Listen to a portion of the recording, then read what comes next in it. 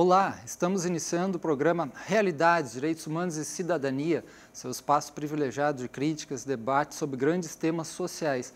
Hoje nós vamos conversar sobre o tema dos papéis masculinos, o homem na sociedade atual. E para isso nós convidamos Cirlei Vieira, que é antropólogo e coordenador do Instituto Papai, e temos a presença também do Daniel Costa Lima, que é psicólogo e também consultor independente. Sejam bem-vindos para o nosso debate sobre hoje, sobre o homem, o papel do homem. Eu gostaria de iniciar primeiro perguntando o que é o Instituto Papai, que a gente sabe que tem uma referência importante, né, em Pernambuco, em outros lugares também. O que faz o Instituto? Bem, o Instituto Papai é uma organização não governamental sediada em Recife, localizada na Várzea, no bairro da Várzea, próximo à Universidade Federal de Pernambuco. Como uma organização não governamental, ela tem como missão, né, promover a questão de pensar a desconstrução do machismo, né, a partir de uma perspectiva feminista e de gênero, né, atuando em várias vertentes, né, com a questão da educação, né, nós temos várias ações educativas, desenvolvimento de campanhas também, e formação, né, de capacitação de profissionais na área de saúde, na área de segurança, na área de educação, problematizando todas essas questões das masculinidades, a partir da perspectiva feminista e de uma perspectiva de gênero também. E o papai é só uma questão de gênero, né? Papai com mamãe, ou né, homem e mulher, ou tem alguma sigla também? Isso é interessante de perguntar, porque muita gente assemelha, né, o papai à figura masculina do pai, que tem a ver sim, mas o papai nasce de uma sigla, né, de uma sigla que é de um dos fundadores da instituição, que ele desenvolvia na época, em 1997, ele concluía o mestrado dele, e o mestrado dele versava sobre a questão de como as políticas de saúde estavam pensando a questão da gravidez na adolescência, mas com foco no homem, né, no jovem pai. E aí ele vê que a política não pensava sobre isso, né? Se falava sobre gravidez na adolescência, mas só pelo aspecto da mulher, da menina, e que isso trazia grandes prejuízos para a vida não só das mulheres, mas trazia prejuízos para a vida dos homens também.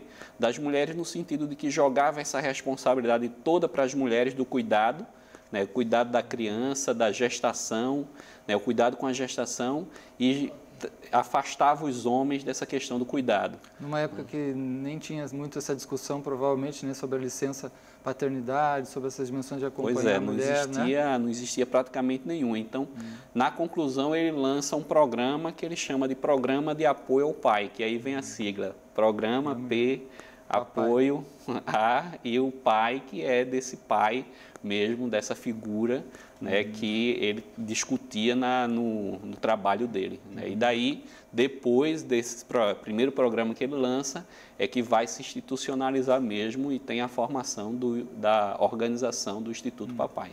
E como é que vocês se interessaram, você pessoalmente, né, se ele chegou a esse tema, esse tipo, interesse por esse tipo de trabalho ligado à questão das masculinidades, a questão, né, que envolve também a questão de gênero, e também depois o Daniel pode falar? É bem interessante, né, isso, porque o meu interesse pela instituição, ela nasce dentro da universidade. Né, eu fiz minha graduação na Universidade Federal Rural de Pernambuco, e lá na época que eu fiz a graduação, tinha uma disciplina que discutia gênero, e eu fui pagar essa disciplina, não era obrigatória, e eu fui pagar essa disciplina, né, por interesse na questão de gênero. E na disciplina se debatia as questões de gênero e o foco era sempre na mulher, e eu questionava na época, assim, se fala na questão de gênero como a partir de uma perspectiva relativista, né, a partir dos conceitos que Joan Scott começou a desenvolver, porque quando se vai desenvolver isso, se foca apenas na mulher. E aí a professora também não soube responder, mas lançou uma proposta. Se alguém, né, se os alunos tinham como pesquisar, né, instituições ou organizações ou artigos que falassem dessa questão de gênero a partir da perspectiva masculina. E aí é onde eu vou chegar no Instituto Papai, né? A partir dessa pesquisa realizada. Então, eu chego na instituição, faço entrevista com pessoas na instituição e, posteriormente, a minha formação, a minha graduação, eu vim algum tempo depois aí trabalhar na instituição como educador. E você, Daniel, que também é mestre, né, em saúde pública, né? Sim. Bom, é engraçado que a minha entrada nesse campus deu também através do Papai, né? O Instituto Papai, acho que é um grande formador aqui em Pernambuco de vários profissionais que hoje trabalham em diversos locais, né, com a temática de gênero e masculinidade, meio que começaram em algum momento, passaram pelo Papai. E eu tive essa experiência também até engraçado que eu entrei no curso de psicologia na Federal em 98. E naquele tempo o curso era muito diferente do que é hoje. Gênero não era discutido na universidade, eram raras as disciplinas e os professores e as professoras que debatiam esse assunto na universidade. E eu tive contato em uma disciplina específica também, até era psicologia e antropologia, também um eletivo com o professor Niel, que é um professor que eu acho mais interessante, que continua lá na Federal. E a disciplina foi sobre gênero. E eu achei interessante aquilo e depois eu soube que o Instituto Papai estava realizando seleção para estágio. E eu já tinha uma vontade, ali no terceiro período, de fazer um estágio que fosse em comunidade, que fosse uma coisa mais... trabalhando com adolescente e pensando nessa questão mais social. Indo um pouco mais para o campo da psicologia social. E eu cheguei para fazer um estágio que seria de 6 meses a 1 ano no máximo e termina que eu passei 6 anos na instituição. Então, eu fui saindo de um núcleo para outro, que o papai já naquela época trabalhava com núcleos diferentes, né? Tinha um núcleo que trabalhava mais com a questão da paternidade, um que trabalhava mais com a questão de prevenção de STIs, outro que trabalhava com o tema da violência. Então, eu fui meio que pulando de núcleo em núcleo e o estágio foi continuando, não acabava nunca. E eu fui cada vez aprofundando naquele assunto e vendo que era, de fato, o que eu queria fazer. E me formei e meu primeiro trabalho também foi no Instituto Papai. E termino que agora eu saí de lá já faz muito tempo e ainda colaboro com a instituição e nunca deixei de trabalhar com esse assunto. Em outras organizações, seja no governo, no Ministério da Saúde ou com outras organizações internacionais também, mas virou meio que um tema de vida, é o que eu faço desde sempre. Tema de gênero, muitas vezes eu penso assim, ouvindo vários atores, né, tanto o feminismo, outro lado, pessoal mais tradicional, outros que trabalham com a mesma questão de masculinidades. Será que tem como a gente escapar esse período que a gente está vivendo de uma guerra dos sexos que sempre se apresenta com esses debates muitas vezes? Será que tem como escapar disso, hein? Isso é uma questão bem interessante e importante de se pensar, porque muitas vezes quando se fala sobre a questão do feminismo, né, se coloca muito esse parâmetro de que é como se fosse uma guerra aos homens. Quando, na verdade, a gente, pelo menos do Instituto Papai, nunca tivemos essa visão. Isso está no cerne da instituição, quando a instituição é a instituição feminista, e trabalha com masculinidades. Então, isso é uma grande provocação também, né, dentro do próprio movimento feminista. Né? Então, nós não acreditamos que a partir da perspectiva feminista se promova essa guerra do sexo quando se pensa em igualdade, em equidade entre os gêneros. Né? Então, isso, para a gente, a nossa perspectiva é simplesmente, né, pensar essa questão da masculinidade a partir de uma perspectiva que promova realmente a equidade. Não promova um empoderamento maior dos homens em detrimento da submissão da mulher. Mas uma reflexão sobre a questão do machismo, sobre a questão de como esse modelo de masculinidade muitas vezes promove sofrimento para os homens e para as mulheres. Que seria o que você fala, né? Seria o ideal, né? Digamos assim, que a gente às vezes está muito longe ainda por ver na sociedade muito essa disputa, esse conflito ligado a gênero mesmo, né?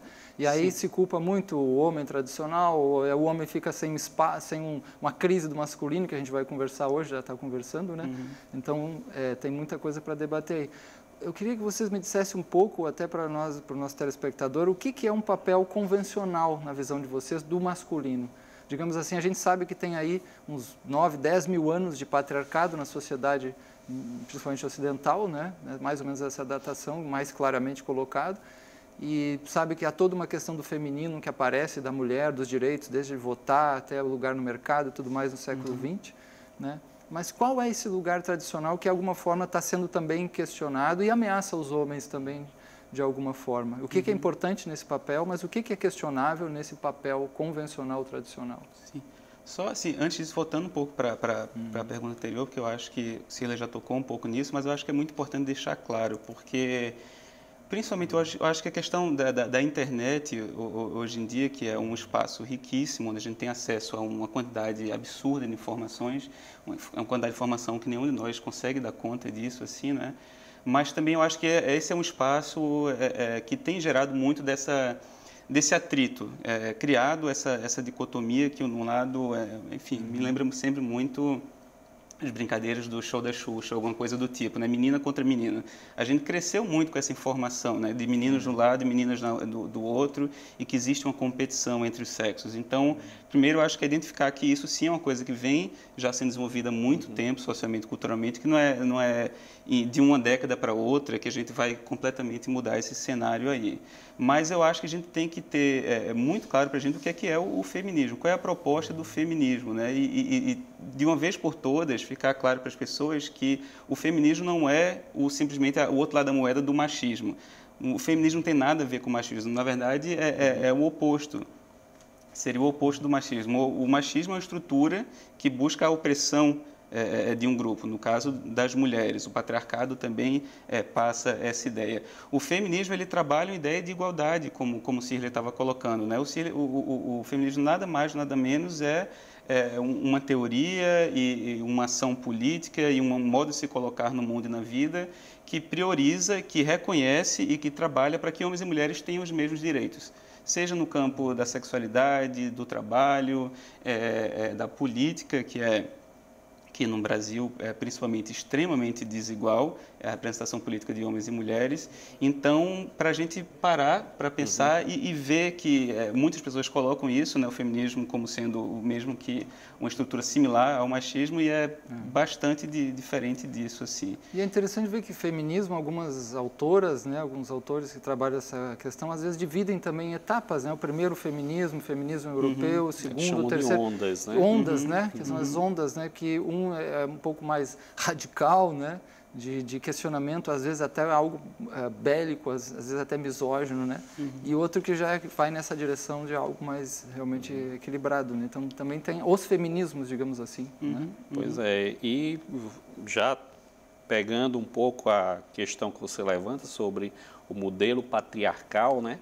Esse modelo patriarcal, o Daniel já trouxe algumas referências, ele espera do homem a questão de ser o chefe, né? E já denota, chefe já denota uma ideia de superioridade, né? Um chefe, o que controla a casa, o que controla a mulher, né? O que é responsável financeiramente para bancar, né, as questões das despesas, e coloca esse homem nesse lugar de destaque e a mulher no lugar de submissão. Né? E aí, esse modelo patriarcal, ele ainda é presente, infelizmente, né? É uma estrutura que, como você citou, ela vem aí de 10 mil anos ou até mais, né? Se a gente, de repente, for refletir um pouco além disso.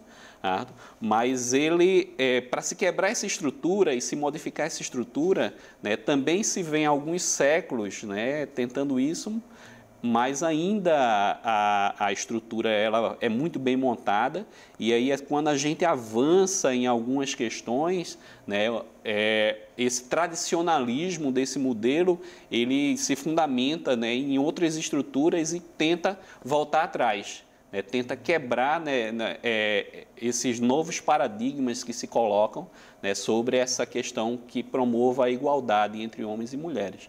Então, é um modelo que promove a opressão, né, principalmente a opressão da mulher, mas eu digo principalmente a opressão da mulher porque ele promove também a opressão para o homem. Né? Ele promove um modelo, né, justamente, um modelo que o homem tem que se enquadrar e que muitas vezes o homem não consegue se enquadrar dentro desse modelo. Tipo de ser agressivo, de ser, né, justamente, mais se impor, se colocar certas... Né? E aí promove esse tipo de estrutura que prende a mulher e aprisiona também o homem. Né? É claro que a mulher é a mais prejudicada, porque para os homens ele promove alguns privilégios. né? Mas é um modelo que hoje em dia ele é questionado, né? Hoje em dia eu estou falando mais de alguns anos para cá, principalmente com o movimento feminista, né? Vai trazer essa bandeira e vai mostrar, destrinchar essa estrutura e mostrar como é essa opressão e promover reflexões para tentar quebrar com esse modelo. Daniel? Não, pensando nisso assim, tanto o feminismo não se opõe ao trabalho com os homens, ou a questão dos homens pararem para pensar sobre as masculinidades, como o trabalho do papai, assim como o trabalho de várias outras ONGs que atuam com o tema das masculinidades, e vários professores e grupos acadêmicos, isso tudo foi inspirado pelo feminismo, assim.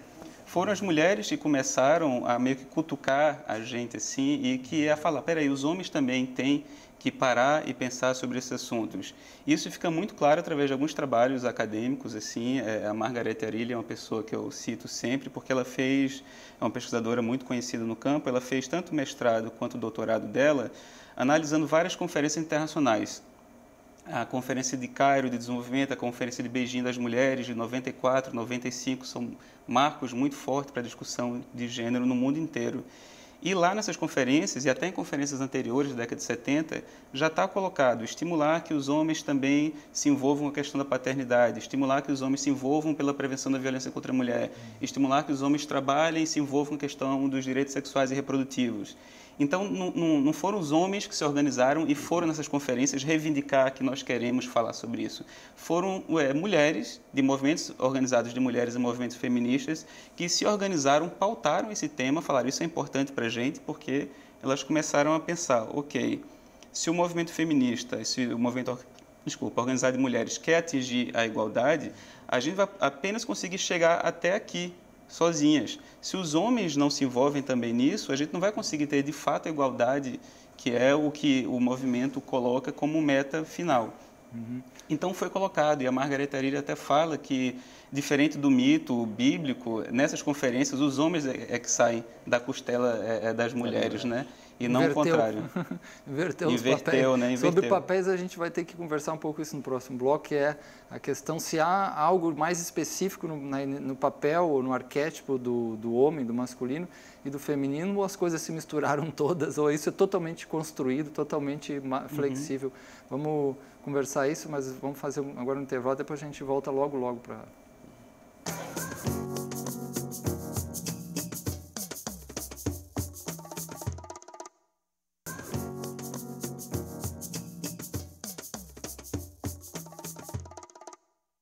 Nós estamos hoje conversando sobre um tema bastante, às vezes até desconhecido, mas muito interessante e delicado, que é o papel do homem na sociedade atual. E nós temos aqui a presença do Cirlei Vieira, que é coordenador do Instituto Papai, e também do Daniel Costa Lima, que é consultor e psicólogo. E a gente conversava aqui sobre o aspecto da crise desses papéis do homem, né, dentro de uma sociedade mais patriarcal, que começa a entrar em crise nos últimos décadas, até o último século. E o que é o lugar do homem parece que fica também ameaçado aí dentro, né, de alguma forma. Como é que vocês veem a crise do papel do homem, do masculino, também dentro da família? Como é que vocês veem isso assim? Eu acho que essa crise, ela sempre existiu, né? Porque mesmo que você tenha um modelo, né, que é o modelo patriarcal que os homens tentavam se enquadrar, né, existiam aqueles homens que tinham o dinheiro, o poder, né, os recursos, que eles mais facilmente se enquadravam nesse modelo. Mas sempre existiam outros homens que não tinham os mesmos recursos e esses homens eles não tinham como se enquadrar esse mesmo modelo. Então já existia aí uma diferença grande, mas um único modelo a ser seguido. Hoje em dia a gente vive o mesmo paradigma, né? Tem uma pesquisa de um antropólogo da Universidade Federal da Paraíba, o Pedro Nascimento, que também foi, né, do Instituto Papai, e ele fez uma pesquisa entre homens que ele chamava de papudinhos, né? Aqueles homens que são desempregados e que vivem praticamente todo dia, eles estão bebendo, estão nas barracas bebendo tudinho, e ele fez uma pesquisa com esses homens. E a maioria desses homens, alguns desses homens, as mulheres é que trabalhavam, as mulheres é que mantinham, né, ao recurso, né, financeiro, né, e alimentação dentro de casa. Mas quando se perguntava a eles, aos homens, quem era o chefe de família, ele dizia, sou eu, né, eu é que mando. Né, quem é que mantém a casa? Ele dizia, sou eu é que mantenho a casa. Mas, na verdade, eles não mantinham. Então, assim, eles tentavam se enquadrar um modelo que eles não estavam nesse modelo. Né? Então, essa crise ela já existia e ela permanece até hoje. Né? A diferença, para mim, é que hoje essas questões elas são mais discutidas e elas são muito mais claras de você perceber. Né? E aí se vê alguns homens que dizem, não, eu não me enquadro nisso, eu não quero me enquadrar nisso, porque isso também promove um sofrimento muito grande para esses homens. E voltando, né, a grande questão para mim, quem trouxe essa grande contribuição foi o feminismo.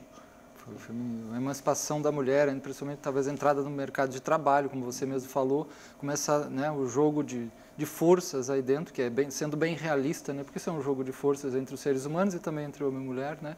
Parece que começa a se alterar e a mulher acede mais, né, Daniel? Olha, eu já acho que, na verdade, não existe crise assim. Eu acho que o patriarcado não está em crise. Se a gente olha para o que aconteceu agora com golpe, alguns podem achar que foi impeachment da presidenta Dilma e tal, e ver o que é que a gente tem colocado hoje como estrutura de poder no Planalto Central, com a figura do Temer e todos aqueles outros homens brancos, ricos, extremamente ricos, e donos de propriedades de terra e religiosos e tal. A gente vê o patriarcado ali colocado de maneira extremamente forte, assim, extremamente forte. É mais cristalino aquilo dali do que qualquer outra coisa que eu possa imaginar. Então, primeiro, eu acho que está muito longe do patriarcado entrar em crise. Ele tem, infelizmente, ainda aparentemente, muita madeira para queimar ainda, infelizmente. E outra coisa que eu acho é que eu não gosto muito da ideia de crise da masculinidade. Eu acho que existe, sim, na verdade, agora, seria até um privilégio, mais um, né? Nós que já temos tantos privilégios, nós temos hoje o privilégio de poder optar, coisa que de repente meu pai não tinha, meu avô certamente não teve, mas uma possibilidade de ser um homem diferente, um homem que desejava ser. Eu não preciso agora crescer seguindo aquela questão que vinha sendo colocada de geração a geração, e os homens antigamente eram meio que obrigados a seguir aquilo, não tinha muito margem para você seguir. Quem tentava pegar esse outro caminho, aí de fato era marginalizado mesmo, né? Aí eram às vezes os artistas, os poetas e pessoas que iam morar no meio do mato, não sei, mas enfim, pessoas que não se enquadravam e que de alguma maneira eram colocadas à margem da sociedade. Hoje em dia você pode ser um homem delicado, sensível, a questão mesmo dos direitos LGBT, que hoje em dia estão postos, estão colocados ainda muito longe de ser o ideal, mas pelo menos já existe, já se fala, já se coloca. Os jovens estão muito mais empoderados para falar sobre isso, os adolescentes estão se colocando para as famílias, dentro das suas escolas, dos seus ambientes, da sua comunidade, se assumindo, colocando, esse sou quem eu sou e vocês me aceitam, se não quiser aceitar, não aceita, mas é assim que eu vou viver, eu escolho viver dessa forma. Então eu acho difícil a gente falar de crise da masculinidade quando a gente agora tem opções. Eu não tenho mais que seguir. Não estou dizendo que a gente não tem pressão para seguir ainda esses modelos. Temos e temos muita. Os homens sofrem, continuam sofrendo muita pressão para se enquadrar. Mas eu acho que isso já está muito melhor do que era antes, né? Eu acho que antes o negócio era muito mais complicado. Então temos ainda esse outro privilégio hoje. Eu acho que o privilégio de poder se libertar. E eu acho que é algo que o feminismo traz muito para nós homens, assim. Tem uma coisa que eu costumo falar, que o feminismo colocado para as mulheres sempre foi uma coisa muito para fora, foi um movimento para fora. Então é a mulher sair do ambiente doméstico, sair do ambiente familiar, ir para as ruas, ocupar o espaço urbano, ocupar o espaço das ruas, de preferência sem violência, que também estamos longe de chegar nisso, ocupar o espaço político, ocupar o espaço da universidade, do trabalho. Então o feminismo coloca as mulheres para fora. Eu acho que o feminismo ensina para nós homens essa possibilidade de a gente poder olhar para dentro. de a gente olhar para dentro de si, começar a sentir e a externar nossas emoções, que sempre foi muito negado à população masculina, e também ir para dentro de casa. Todo esse trabalho que o papai fala, falando da importância do homem estar perto, da importância do tema da paternidade, do homem demonstrar afeto, do homem poder demonstrar afeto pelos seus filhos, pelas suas filhas, pela sua companheira, o homem exercer o cuidado, são questões que foram negadas aos homens por muito tempo, e agora a gente começa a ter essa possibilidade. Então, o feminismo faz com que a gente... É uma revolução para dentro, no caso dos homens. Para as mulheres é uma revolução mais para fora, como eu vejo. Na visão de vocês, assim, pensando em termos mais a gente está falando em termos de papel, né, da dimensão existencial do homem, da energia do homem, energia da mulher. Isso, vocês são a favor, digamos assim, do apagamento dessas diferenças, de alguma forma? Não há algo mais próprio do masculino, do homem, ou isso é totalmente agora flexível e misturado? Ou a gente pode falar que há certas coisas que é mais própria do homem pela própria natureza, pela própria biologia, pela própria cultura mesmo também, né? Pelo próprio modo de se estruturar dentro de uma família, de certas coisas que o homem parece que faz melhor e a mulher faz melhor algumas coisas, né? Apesar da mudança de papéis. Vocês veem isso ou são pelo total, digamos, apagamento desse... É tudo uma dimensão artificial criada, digamos, construída, não artificial, mas se constrói e não tem nada essencial aí. Eu venho da antropologia, né? E não só a antropologia, como a psicologia social, ela já mostra há muito tempo que essa questão de papéis masculinos e papéis femininos, é uma coisa totalmente construída no cultural. Então, não é o biológico que constrói. A única questão biológica, né, que difere homens e mulheres é a questão a amamentação, por exemplo. A amamentação é uma coisa biológica, né? O homem não vai conseguir amamentar, mas isso não significa que ele não consiga cuidar idêntico a como a mulher cuida, né? E assim, tem um trabalho de uma antropóloga chamada Margaret Mead, né, que está retratado no livro Sexo e Temperamento, que ela vai estudar, né, 3 tribos, né, 3 comunidades que são muito próximas, mas que têm comportamentos em relação ao masculino e ao feminino totalmente diferentes. Enquanto que em uma comunidade, né, os papéis são muito tradicionais no modelo próximo ao modelo ocidental, em uma outra comunidade esses papéis são totalmente invertidos, né? As mulheres que carregam os pesos, né? Os homens que ficam em casa para cuidar das crianças, né? Enquanto outra comunidade isso se mescla, né? Então ela vem mostrando que isso aí ele não é construído a partir do biológico, é construído a partir da cultura, né? E eu acredito piamente nisso.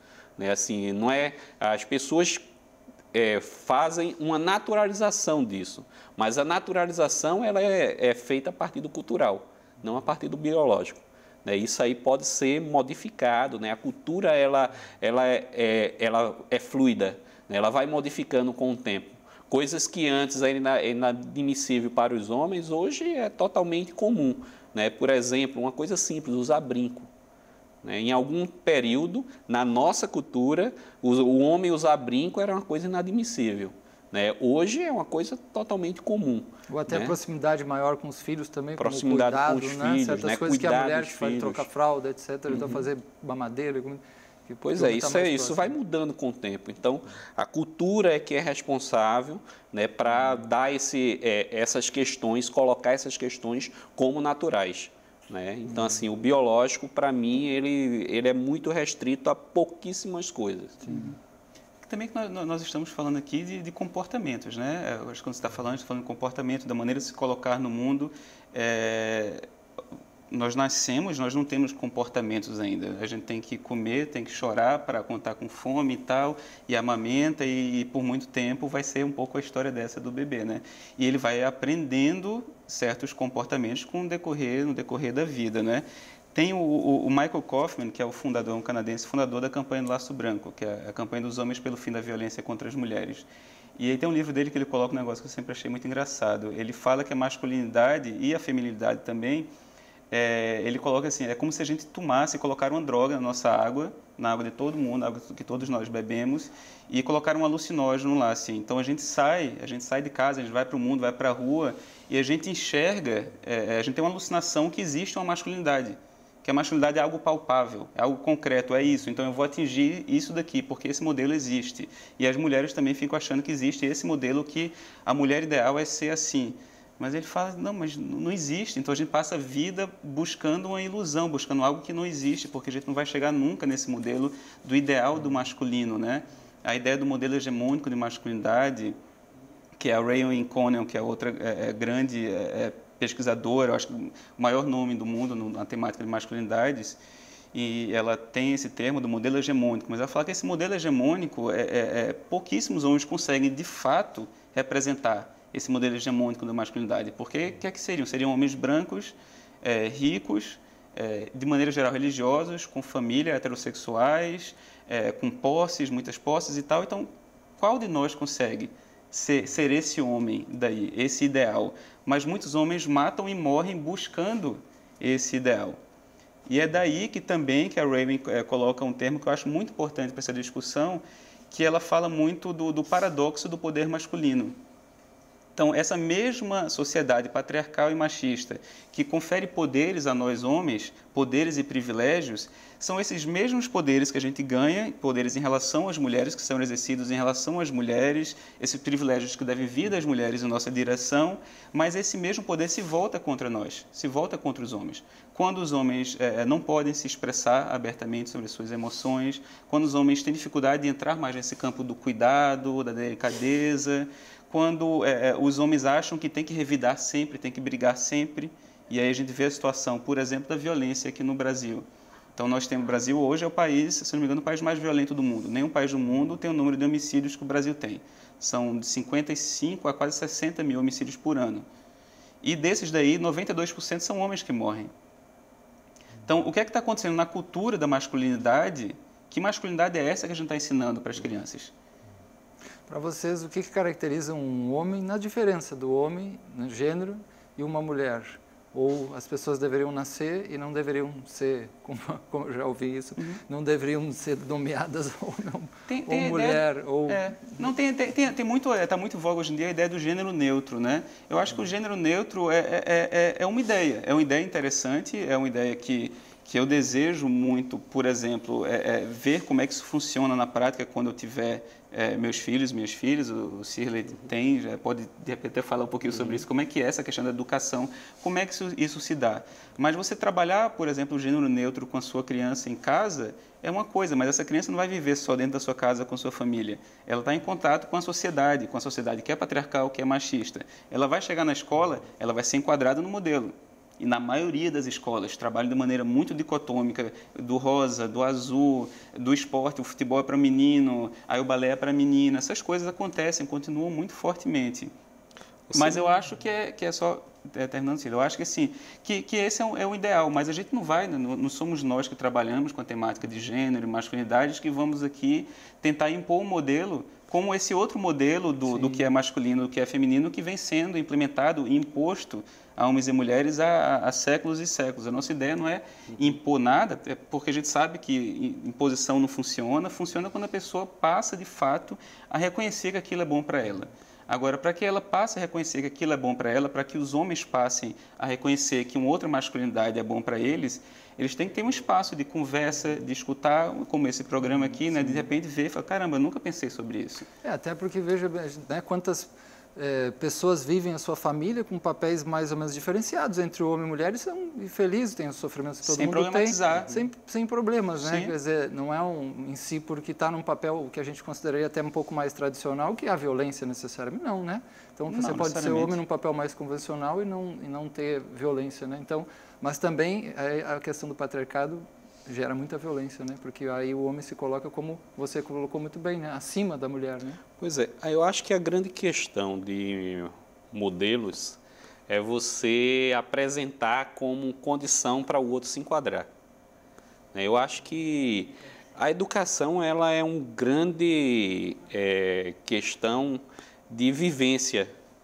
né? Você vivenciar o que é melhor e como você apresentar isso para o outro é um grande desafio, né? Daniel falou assim, eu tenho filhos, eu tenho uma filha e tenho um filho. E eu vivo esse desafio constantemente, né? Os filhos, eles não vivem só com os pais. E os filhos, eles não, mesmo que vivessem só com os pais, hoje em dia, no mundo em que a gente vive, eles têm contato com a TV, eles têm contato com a internet, né? Eles necessitam, né? Pelo menos para mim, eu acho que é necessário ler, né? Se instruir, né? Aprender com os livros passam ideias, né? Então, agora, eu acho que você tem que tomar cuidado a todo momento de tentar fazer com que eles pensem sobre isso que eles estão tendo contato, né? Para que eles próprios aprendam no mundo o que é que eles querem ser e como é que eles querem agir com o mundo. Eu acho que esse é o grande desafio. Certo. Está bem interessante aqui na nossa conversa, mas vamos fazer um pequeno debate e já voltamos logo, logo.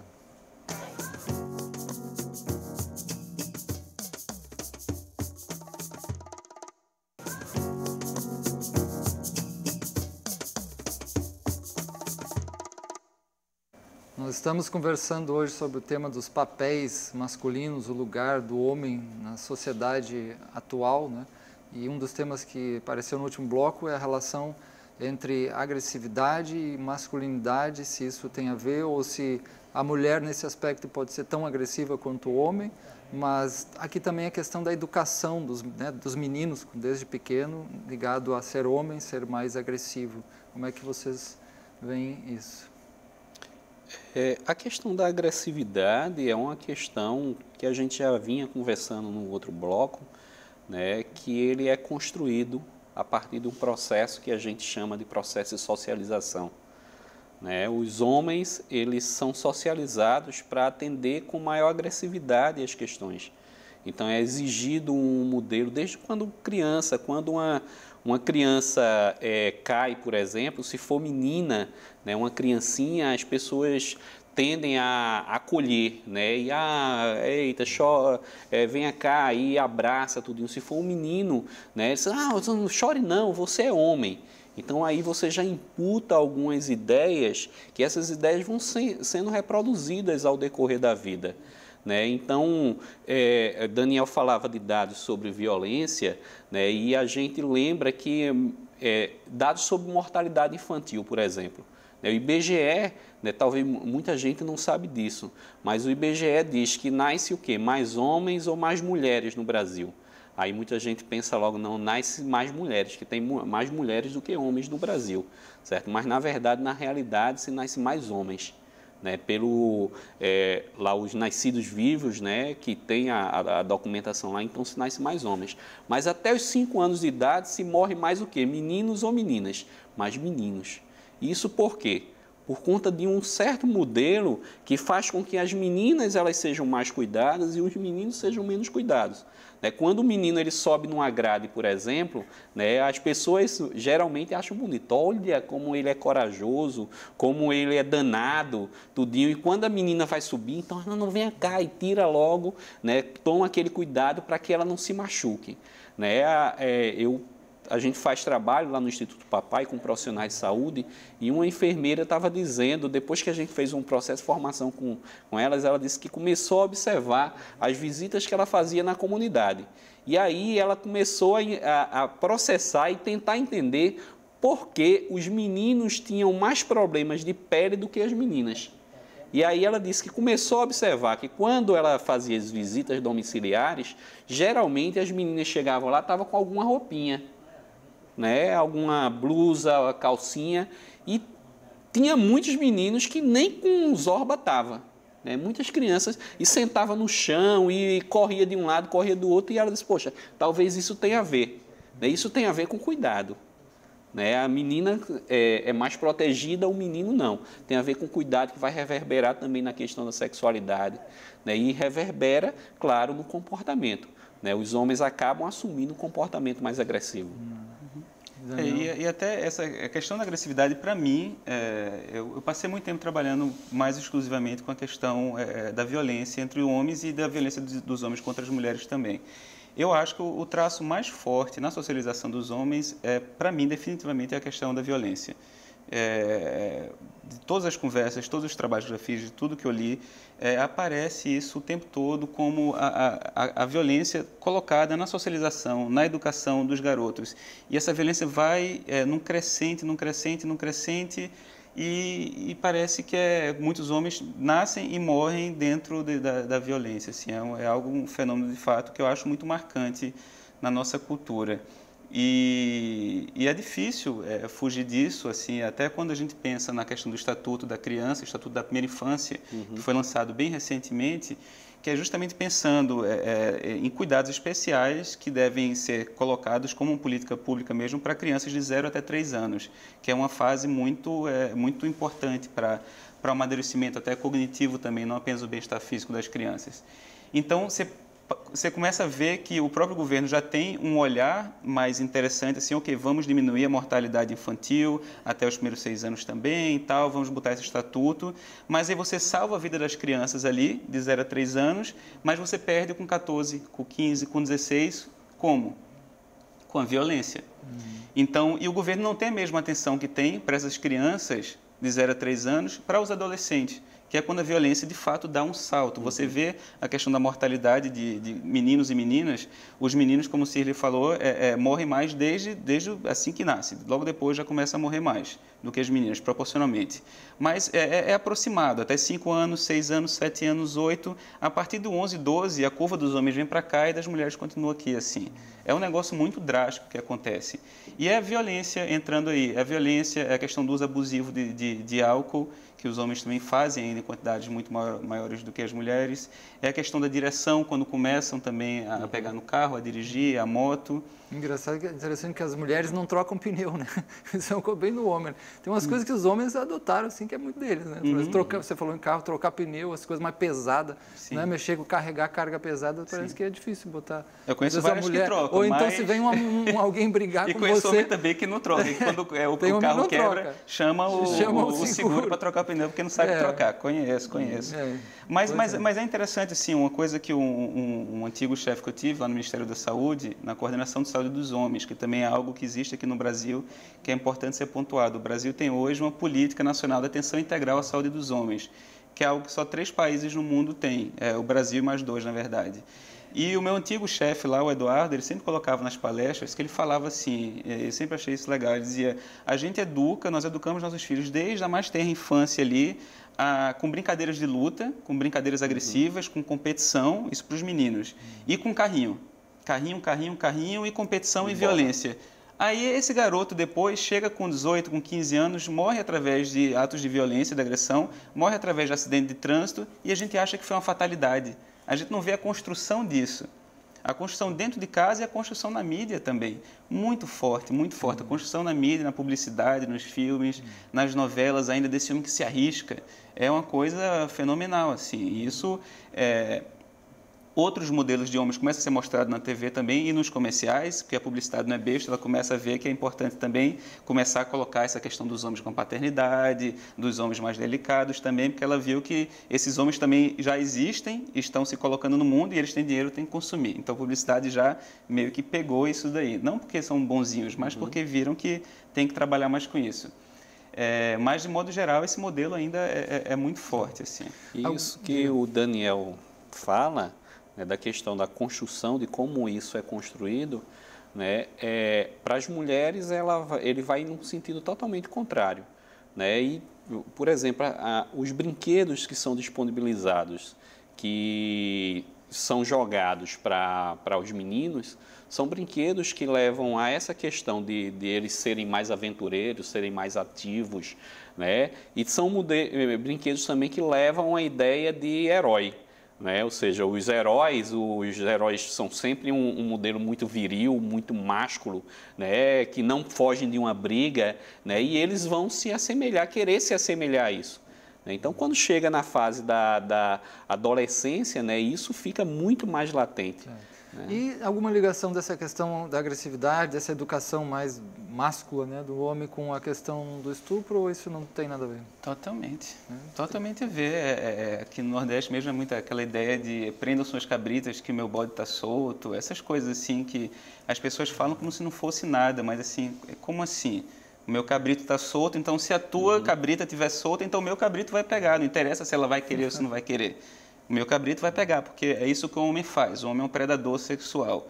Então, a questão da conquista sexual, ou na verdade, de se colocar, se impor através da força, ou através mesmo da pressão, daquela coisa de homens que ficam em cima, ficam em cima, ficam em cima, e não aceitar um não como resposta, assim, porque o homem, a questão da conquista, de você ter um número grande de parceiras, é também outra coisa muito forte na socialização dos homens. E daí também, novamente, aí a gente se espanta com comportamentos violentos através da sexualidade de vários homens jovens e com estupro que não é nem sexualidade. Estupro não é sexo, estupro é crime, é violência, é assim que tem que ser colocado. E é algo também que sempre me marcou muito, como nós homens não pensamos sobre isso. O estupro é um problema da mulher. Parece que o estupro é um problema da mulher. O estupro é um problema principalmente de nós homens. Se somos nós que estupramos, são homens que estupram, que cometem violências atrozes, e a gente tem visto isso muito aqui em Recife.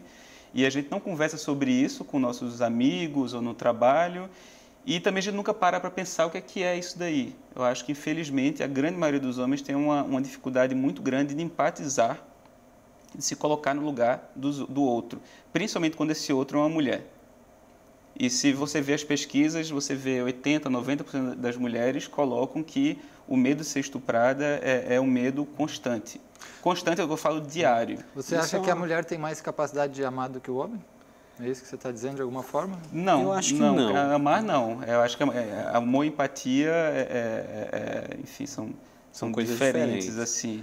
Mas até a própria ideia do amor romântico também é cheia de violência também, né? Se a gente for ver Não, do amor no sentido do cuidado, amor do amar mesmo. As mulheres são mais educadas para esse caminho, né? Eu acho que elas conseguem se expressar mais. Eu acho que a questão do estupro, por exemplo, se fala muito numa cultura do estupro, né? Tem pessoas que contestam isso, mas assim, há vários indícios que mostram que o menino é levado a pensar que ele pode, né, quando deseja, ele pode ter aquela menina. Isso vai desde pequeno. Daniel citou alguns exemplos, mas a gente pode ver assim a questão do incentivo. Não, dá um beijo, né? E assim, você não diz à criança que pergunte se ela quer um beijo seu. Você manda ela dar um beijo na outra. Então, no carnaval, isso é comum, a exaladeira de Olinda, né? A questão do beijo forçado, que hoje se transformou em lei, que é estupro, né? Mas muitos, isso é um absurdo. Algumas pessoas. Teve uma pesquisa recente que saiu. Tudo, né? Carnaval vale tudo, né? E aí teve uma pesquisa recente que saiu que não me impressionou os dados dos homens acharem que determinadas violências sexuais não são comuns e não deveriam ser vistas como violência. Mas me impressionou, né, mulheres.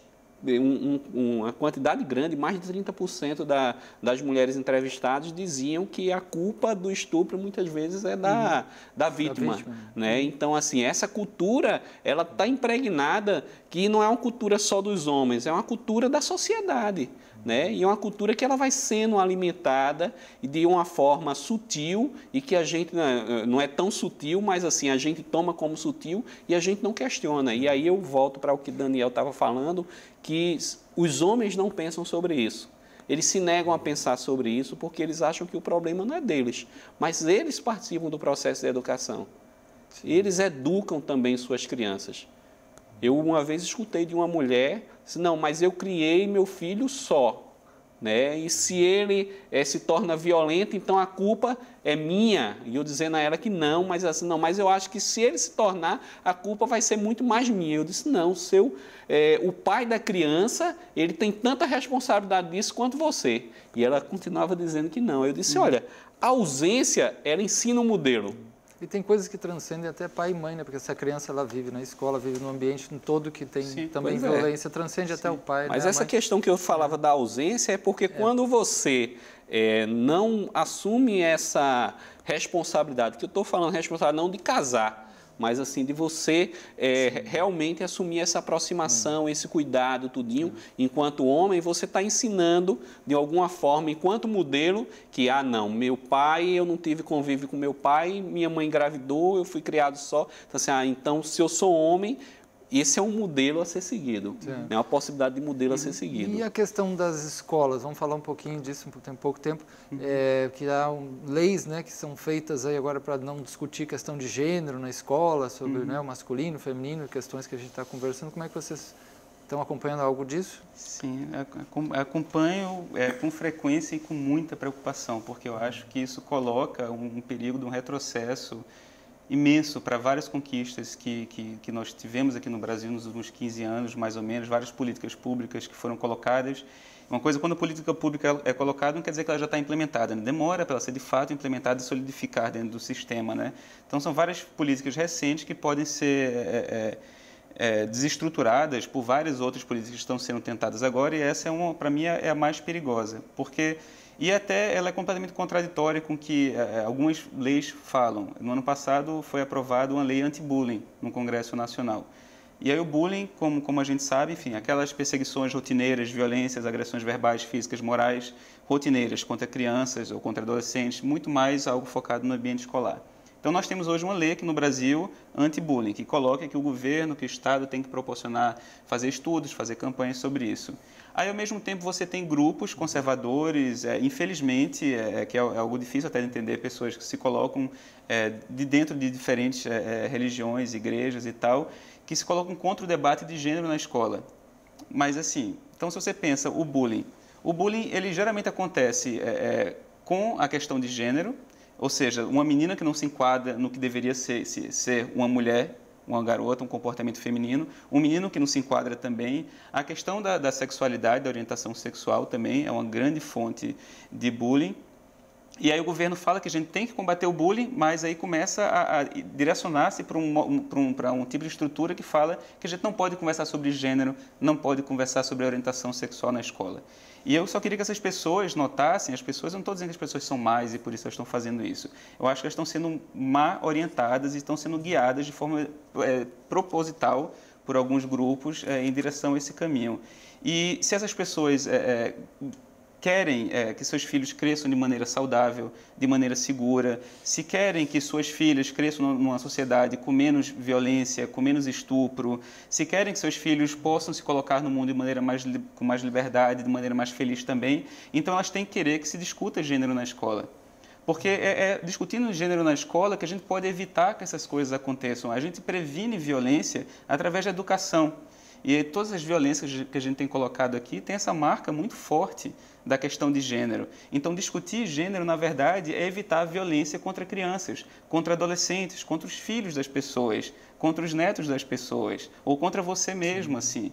Então, ninguém está querendo impor uma ideologia para ninguém. Não existe ideologia de gênero, como algumas pessoas colocam. O gênero é uma teoria, existe uma teoria voltada ao debate de gênero, não é uma ideologia. Ninguém vai virar gay porque lê um livro que fala que você não deve humilhar e agredir um garoto ou uma garota que é lésbica ou que é gay. Ninguém vira gay por conta disso. Você vira um cidadão consciente, uma cidadã consciente, mais respeitoso, mais respeitosa. Então, se a gente está pensando numa vida saudável, uma vida mais pacífica, mais harmoniosa, com menos violência, e eu tenho certeza que as pessoas religiosas querem isso para suas famílias, para suas comunidades, então elas têm que começar a pensar um pouquinho por que esses políticos estão levando essa bandeira à frente, assim, o que é que eles estão querendo, afinal, fazendo isso. Inclusive a questão do Estatuto da Família e tal, né? Exato. Mas só temos 2 minutinhos, o que vocês deixam nesses últimos minutos de conselhos aí para o nosso telespectador, para o homem? Que é importante pensar essas questões de gênero, e o Estatuto da Família tem a ver com isso, né? Porque ele acaba, se ele for aprovado, ele acaba promovendo um retrocesso que a gente já vinha, como o Daniel falou, há 15 anos, galgando alguns passos lentos, mas que promovia uma outra reflexão sobre o que é família, né? que família é uma promoção muito mais abrangente, não é só o homem, a mulher e as crianças. Inclusive, pelo Estatuto da Família, o homem e a mulher só, ele não é família. Né? E aí ele corta, além dessa possibilidade, ele corta as outras possibilidades que já eram vistas. 2 homens, 2 mulheres, né? Outras possibilidades que, inclusive, a lei, a justiça, já dava, né, como garantido. A gente tem o casamento homoafetivo hoje. Né? E como é que vai? Com o Estatuto da Família, isso vai ser proibido novamente? Né? A questão da adoção de crianças por casais homoafetivos. Né, que tem pesquisas que comprovam que isso não causa prejuízo nenhum às crianças. Ao contrário, causam benefícios muito grandes. Isso vai ser negado, né? Então tem várias questões que não são pensadas ainda. Infelizmente o nosso tempo aqui se esgotou nesse debate, é muito importante, talvez a gente vá continuar por essa via, né, em outros programas, então nós agradecemos muito aqui ao Cirlei Vieira, né, que coordena o Instituto Papai, ele é antropólogo, né, também tem mestrado nessa área, e também ao Daniel Costa Lima, que é um consultor independente e é psicólogo. Obrigado a todos e até a próxima.